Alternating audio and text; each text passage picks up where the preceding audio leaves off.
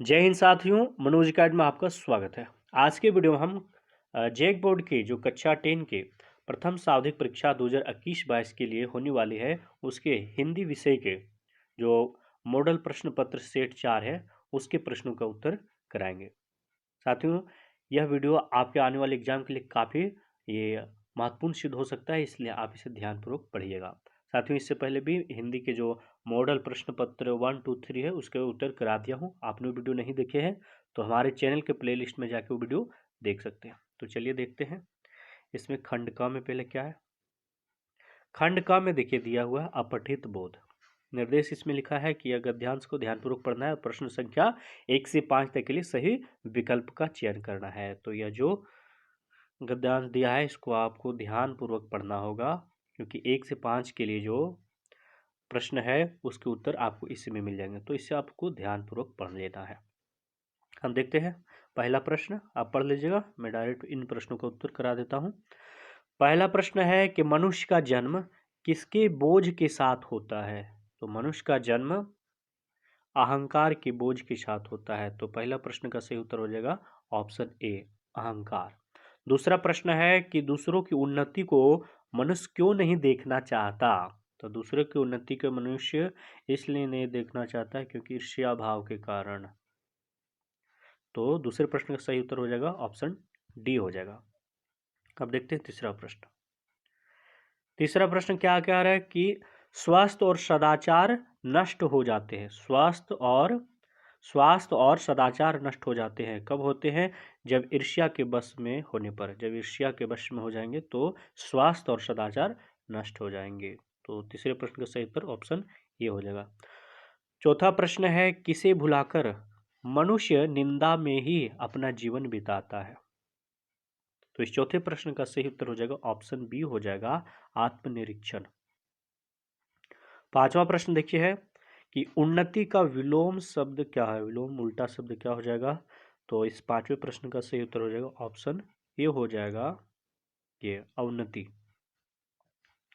अब देखते हैं आगे का प्रश्न। अब देखिए आगे का तो ये पदार्थ दिया है, इसको ध्यानपूर्वक पढ़ना है और प्रश्न संख्या जो है 6 से 10 के लिए सही विकल्प का चयन करना है।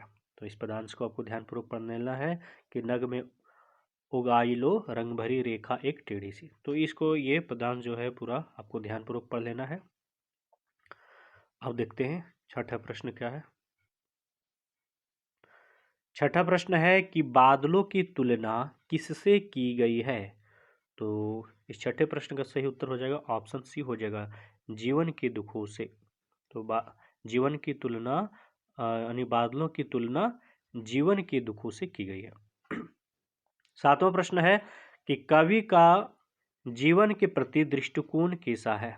कवि का जीवन के प्रति दृष्टिकोण कैसा है। तो इस सातवें प्रश्न का सही उत्तर हो जाएगा ऑप्शन ए, आशावादी। अब देखिए आठवां प्रश्न, जीवन का इंद्रधनुष कैसे बनता है। तो इस आठवें प्रश्न का सही उत्तर हो जाएगा ऑप्शन ए हो जाएगा, आशा और निराशा से। अब देखिए नौ प्रश्न क्या है। नौ प्रश्न है कि आशा का विलोम शब्द लिखिए। काफी आसान है, आशा का हो जाएगा निराशा। तो नौवें प्रश्न का सही उत्तर हो जाएगा ऑप्शन बी होगा। 10वां प्रश्न है नभ का पर्यायवाची शब्द क्या है। तो ये भी आसान है, बहुत आसान दिया हुआ है। तो इस नभ का पर्यायवाची शब्द हो जाएगा आकाश। तो इसके 10वें प्रश्न का सही उत्तर ऑप्शन डी हो जाएगा। अब देखिए आगे खंड ख में दिया हुआ है व्याकरण। तो व्याकरण तो रटने वाला चीज नहीं है, लेकिन फिर भी मैं इसका प्रश्न को उत्तर करा दे रहा हूँ। इसमें आपको क्रिया, समास, वाच्य ये पढ़ लेना पड़ेगा। समास के ऊपर मैंने वीडियो पहले बना दिया हूँ, आपने वीडियो नहीं देखे तो हमारे चैनल के प्लेलिस्ट में जाके वो वीडियो देख सकते हैं, या फिर मैं इस वीडियो के डिस्क्रिप्शन बॉक्स में उसका लिंक दे दूंगा, वहाँ से आप जाके देख सकते हैं। और क्रिया के बारे में या वाच्य के बारे में आपको नहीं पता है तो उस कमेंट करके बताएं, मैं उस पर भी वीडियो बना दूंगा। अब देखते हैं 11वां प्रश्न। 11वां प्रश्न है निम्नलिखित में से आकर्मक क्रिया किस वाक्य में है। तो इनमें से आकर्मक क्रिया हो जाएगा ऑप्शन सी हो जाएगा, बच्चा रोता है। क्या रोता है कुछ पता नहीं है। नहीं तो इसको 11वें प्रश्न का सही उत्तर हो जाएगा ऑप्शन सी हो जाएगा। 12वां प्रश्न है कि जिसमें कर्ता, क्रिया और कर्म तीनों उपस्थित हो वहां कौन सी क्रिया होती है। क्या कह रहा है कि जिसमें कर्ता, क्रिया और कर्म तीनों उपस्थित हो वहां कौन सी क्रिया होती है। तो इस 12वें प्रश्न के लिए सही उत्तर हो जाएगा ऑप्शन बी, हो जाएगा सकर्मक क्रिया। 12वें प्रश्न का सही उत्तर ऑप्शन बी।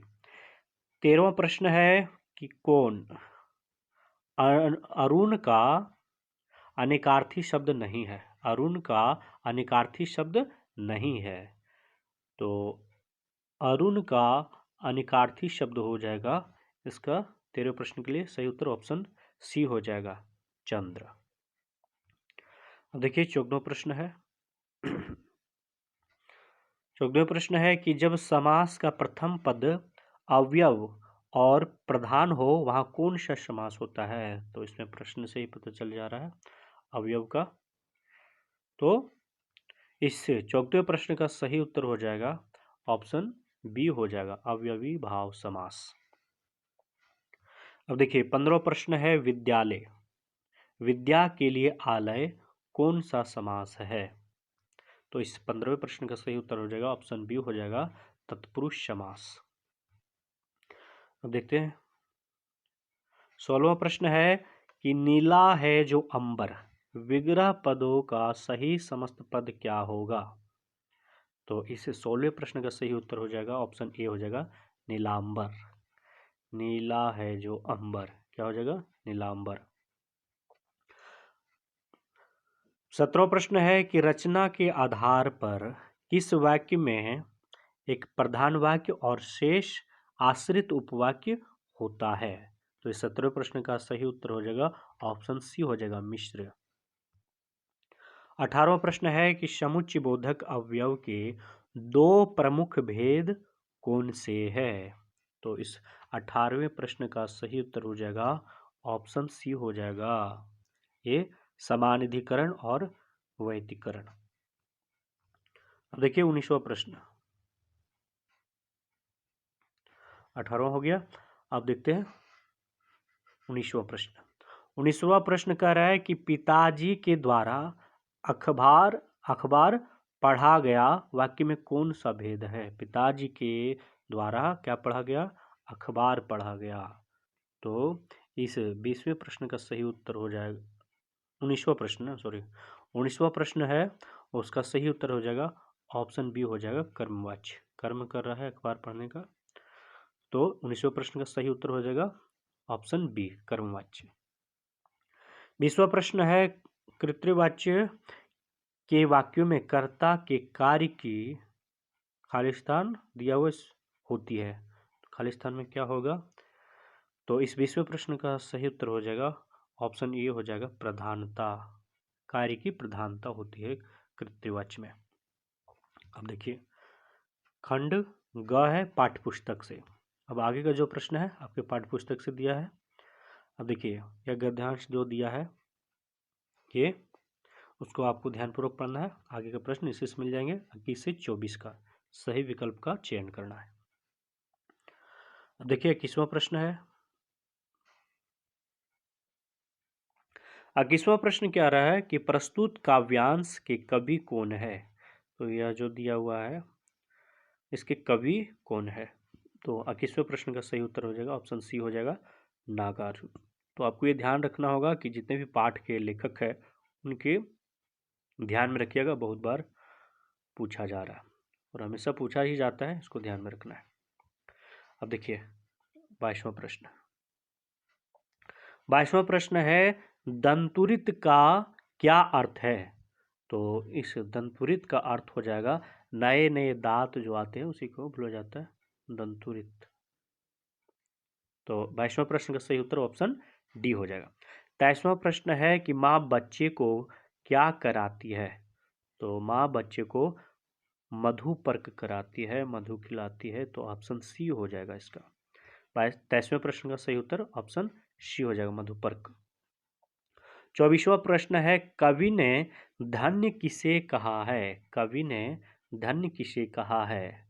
तो इसका सही उत्तर हो जाएगा 24वें प्रश्न का सही उत्तर ऑप्शन बी हो जाएगा, माता और पुत्र को। तो 24वें प्रश्न का सही उत्तर ऑप्शन बी हो जाएगा, माता और पुत्र को। अब देखते हैं आगे का प्रश्न। अब सही विकल्प का भी चयन करते रहना इसमें। 25वां प्रश्न है कि बादल किस दिशा से आ रही है। बादल किस दिशा से आ रही है, पाठ पढ़ेंगे तो आपको ध्यान में होगा आपको।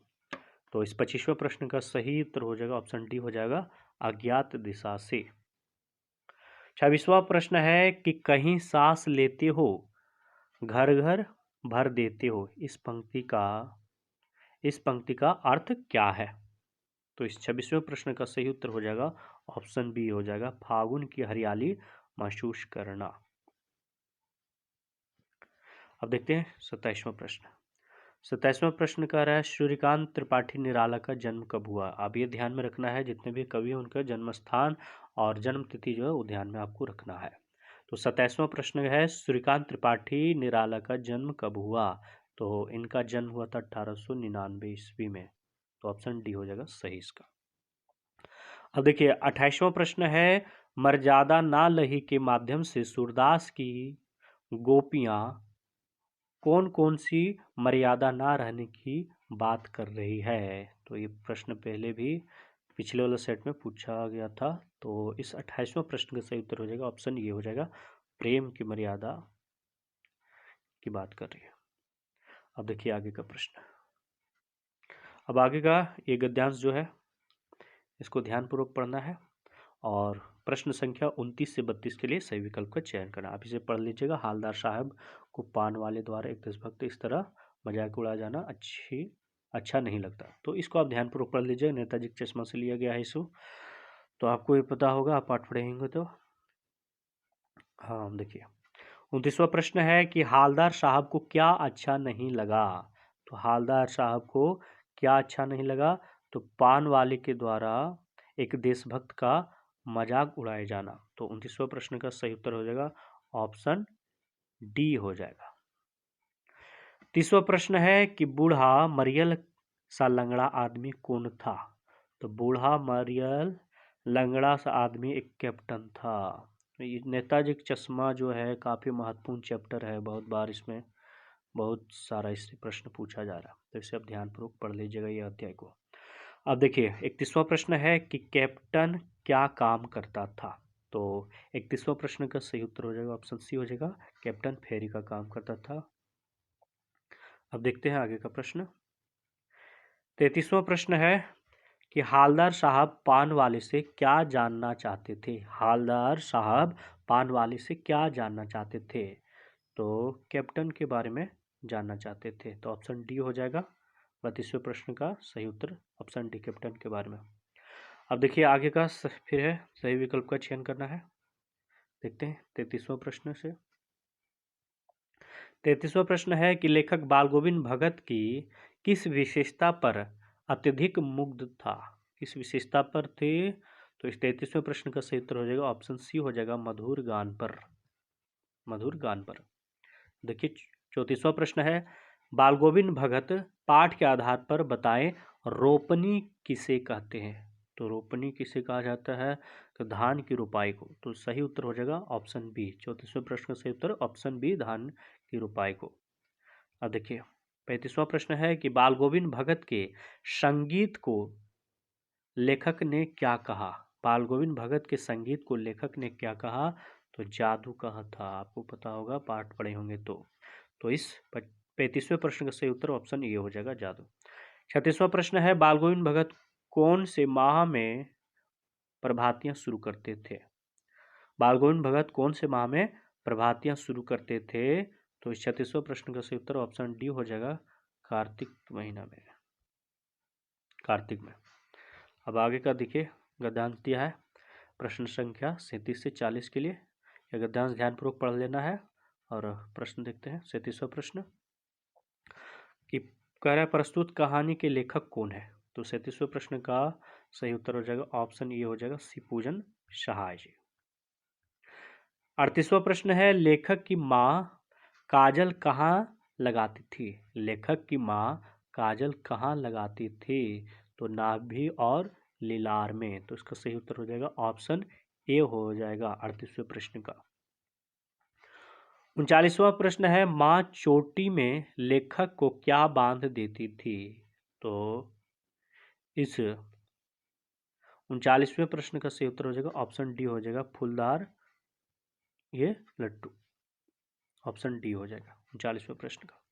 देखिए 40वां प्रश्न है, लेखक किसकी गोद में सिसकते सिसकते बाहर निकलते थे? तो इसका सही उत्तर हो जाएगा बाबूजी की गोद से।